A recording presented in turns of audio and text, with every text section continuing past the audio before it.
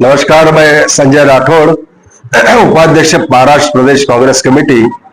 आप सभी बुल्ढाना वासियों को मैं ईद मिलाद उन नबी की मुबारकबाद देता हूँ।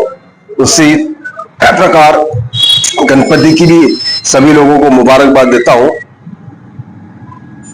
14 तारीख को 15 तारीख को ईद मिलाद उन नबी कमेटी की ओर से ब्लड डोनेशन कैंप का आयोजन कुछ नौजवानों ने हमारे किया है।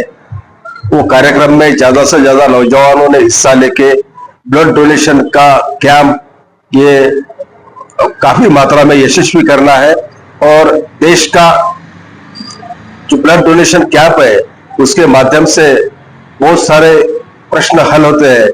जैसे कोई मरीजों को कभी ब्लड लगता है, कहीं दूसरी ओर ब्लड लगता है, तो हमारे नौजवान अगर ब्लड देंगे तो देश की हिस्सेदारी में उनका भी एक अच्छा योगदान वो कार्यक्रम में रहेगा।